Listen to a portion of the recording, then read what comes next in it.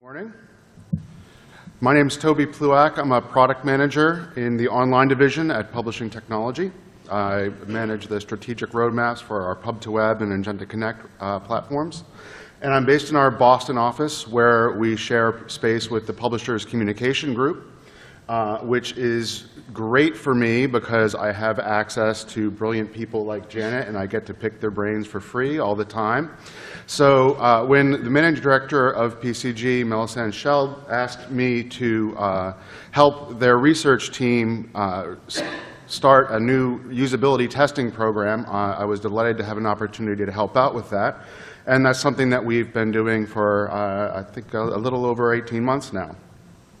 And so I want to talk a little bit about what we've been doing and share some insights into usability testing and the kind of things that you should be thinking about and looking to get out of usability testing and why it matters.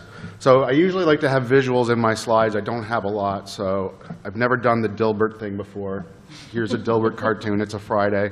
And this is actually a pretty good one. Dilbert says your user requirements include 400 features. No human would be able to use this product. And he says, good point. I'd better add easy to use to the list. And I didn't count, but I don't know if our scholarly journal article pages have 400 features on them or not.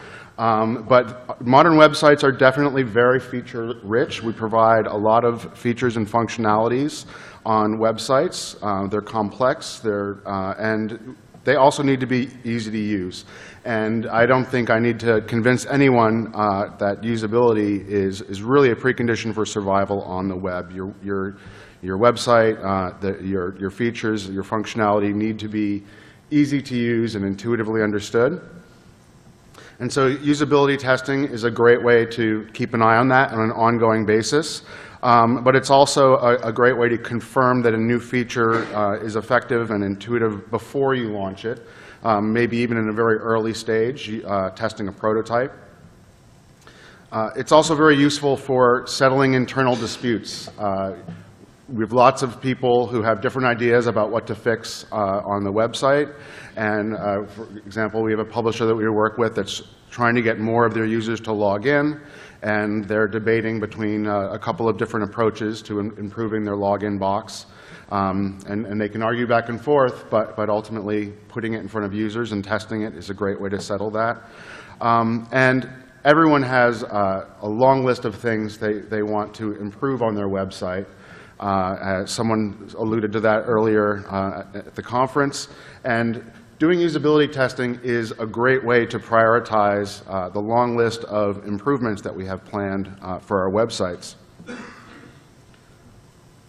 So talking about the goals of usability testing, we could really call this the don't listen to your readers section of the presentation, because when you're conducting usability testing, you're really much more interested in what users do than what they say. So what we're after is quantitative evidence of usability problems. And the way we get at that is by asking users to complete very specific tasks. We might say, there's a recent article on such and such a subject. Why don't you see if you can find that article? Or complete this transaction, put it in your cart, check out, make sure that that goes smoothly. Or seek out some information on a specific topic, set up an email alert, whatever it might be. And then you can judge the quality of the user experience based on whether or not the user is able to successfully complete that task. And what's interesting is that if you have a real usability problem, you will encounter it and confirm it usually in about 4 testers. And the confirming part is really important because you are going to have a tester come in who just isn't as web savvy. I had a user in once who double-clicked everything. And so they struggled with lots of things that didn't end up being real usability problems. But if you have a real usability problem, that user will bump into it, and then the extremely savvy user who comes in will also bump into it. You'll see it a couple times within 4 users, and then for the rest of the afternoon, it will become increasingly painful to watch users struggle with that piece of functionality. And so an important thing to remember throughout usability testing is that you don't want to be asking testers to share their impressions and their opinions. In strict usability testing, you're really only interested in what they do, and you're constantly reminding yourself that usability testers are not usability experts. And I sometimes think that websites in this sense are a little bit like restaurants, where everybody's been to a restaurant and everybody thinks they know what it takes to have a successful restaurant. This place should have tableside Caesar salad. People would love that, right? And 90% of restaurants fail, and a lot of it is because people go into the restaurant business without any experience. They think they know what'll work, and they end up on a TV show with an angry British chef haranguing them on how to run their restaurant. And so websites are the same way. We all use websites, and we all have different ideas about what works and what doesn't. And we need to be really careful about listening to people's feedback. If they run into a problem with a particular task, you know that you have a usability problem to talk to your usability experts about. If the tester then shares their thought, well, I like the search engine on such and such a site, that's interesting, but you have to be really careful about listening to that feedback. So the problem with that is you're going to bring in your readers, your content experts. You're going to pay them some money for their time. You're going to have them in your offices, and you're not going to ask them about what they want and what they need. Of course you're going to want to do that. The room was packed here yesterday when they had a panel of researchers here. Everyone's interested to hear what researchers want. And so when we thought about how we wanted to approach this, we realized that actually this could be accomplished in the same session, and we started to think of this as like a mixed method usability testing. And the key here is that we realized that there was a distinction between assessing the usability of a feature and talking to a reader about whether or not something is useful.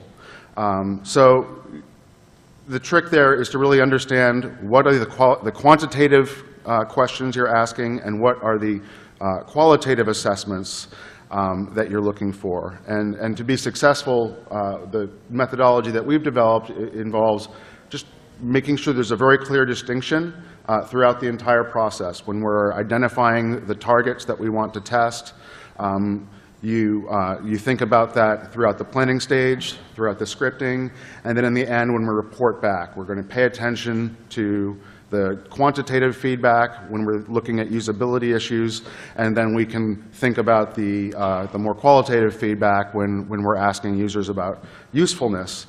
And I think it's also important to avoid overlap.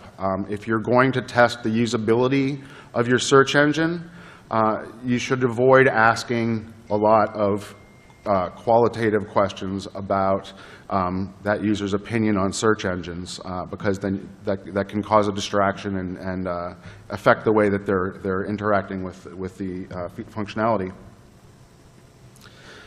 So just talking a little bit about how you plan for usability testing. It's important to spend a lot of time thinking about exactly what you're trying to accomplish, as we just said. Recruitment is something that also requires some careful attention.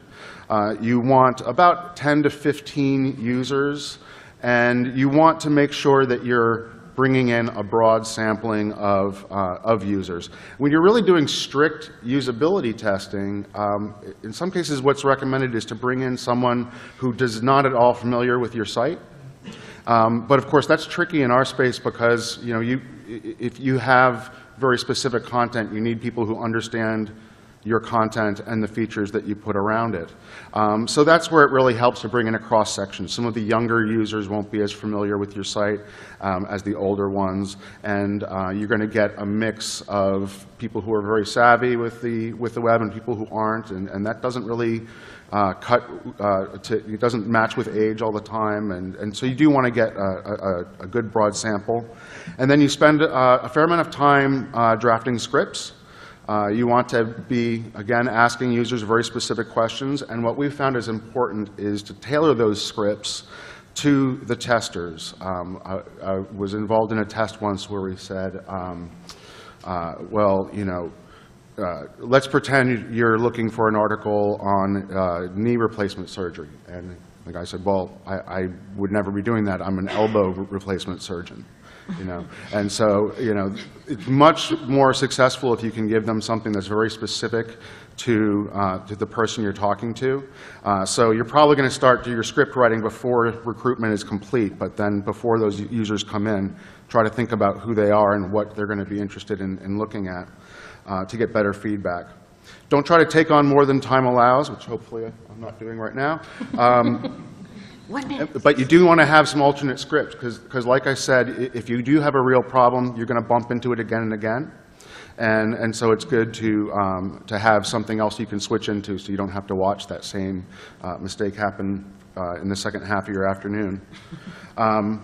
Observation. So traditionally, it's common to go to a testing facility to conduct usability testing.